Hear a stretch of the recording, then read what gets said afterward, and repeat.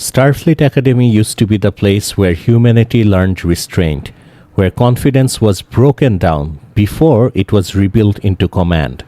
What we're seeing now isn't a rough patch or a modern update. It's a philosophical shift. And once you see that shift, every small canon issue lines up. This isn't lore drift, it's inversion. Let's start with the most visible crack. These cadets don't behave like cadets at all.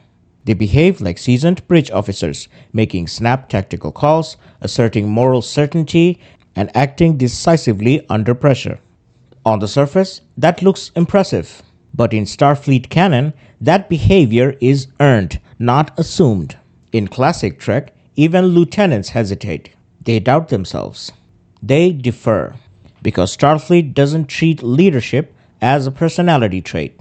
It treats it as something forged through years of failure, humiliation, and responsibility. Episode 2 skips that entire process.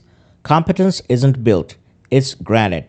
That quietly reframes command from something achieved through discipline into something expressed through confidence. And once you do that, leadership stops meaning anything. Exactly. Starfleet was never about who felt ready. It was about who survived being unready and learned from it. When the cadets act like captains without consequence, you don't elevate them. You cheapen every officer who came before. This brings us to psychology, something Star Trek traditionally takes extremely seriously. Not because it's compassionate, but because it's necessary. Starships are volatile environments.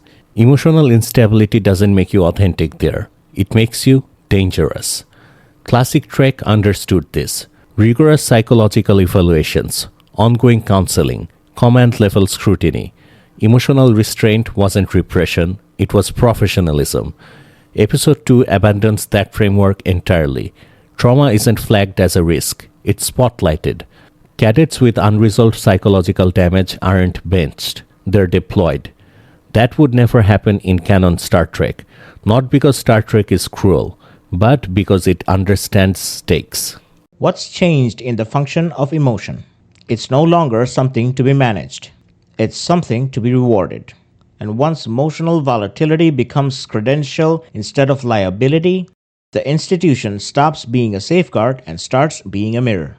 This is where it stops feeling like Star Trek at all. Old Trek didn't treat ethics as momentum killers. They were treated as the point. Entire episodes slowed to a crawl so that characters could argue. Not because they were indecisive, but because moral certainty was dangerous. In Episode 2, ethical conflicts are resolved emotionally and quickly. There is no prime directive style debate. No philosophical disagreements that stalls action. Decisions are validated, not interrogated. That's the key difference. When ethics stop delaying the plot, they have no weight. Trek trusted the audience to sit with ambiguity. Starfleet Academy rushes past it to preserve pacing. And in doing so, it removes the very thing that made Starfleet inspirational. In classic Trek, if the answer came easily, it was usually wrong. Here, ease is treated as growth. By episode 3, the problem becomes institutional. Academy instructors, traditionally elite officers with decades of experience, are written as obstacles to overcome. Cadets outthink them, correct them, routinely prove them wrong. Teaching in Starfleet is supposed to be prestigious. It represents accumulated wisdom. But here, authority exists only to be emotionally outdated. And that sends a clear message. Wisdom isn't institutional, it's individual. And once that's true, Starfleet stops being a backbone and becomes a backdrop. It reframes rebellion as insight and experience as inertia. No refinement, replacement. The same flattening happens with expertise. Star Trek technology has always required specialization, years of training, cross-disciplinary coordination. Miracle workers like Scotty and LaForge mattered because they were rare. Even geniuses like Torres struggled. Episode 3 erases that learning curve entirely. Cadets instantly master advanced systems, improvise solutions without prior exposure, and succeed without groundwork. Experience being substituted for sheer talent.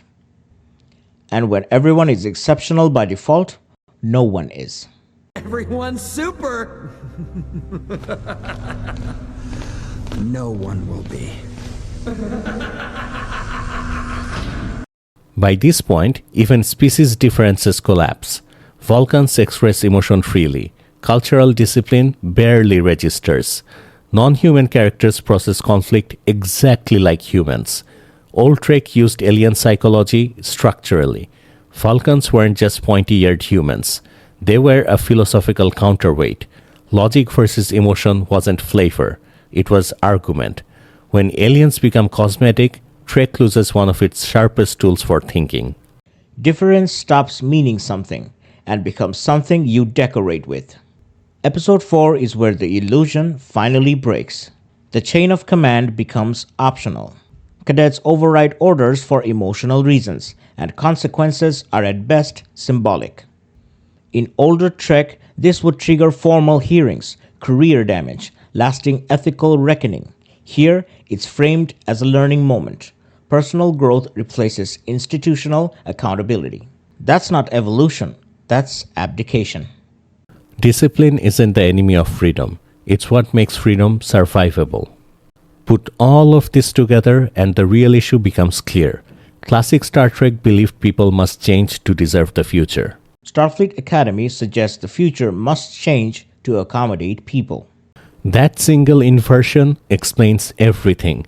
The collapse of authority, the flattening of expertise, the hollowing out of ethics. Starfleet stops being aspirational. And becomes reflective. Star Trek used to ask, what would you do if no one was watching? Now it asks, would you wait for permission? And that's how civilizations fall. Politely.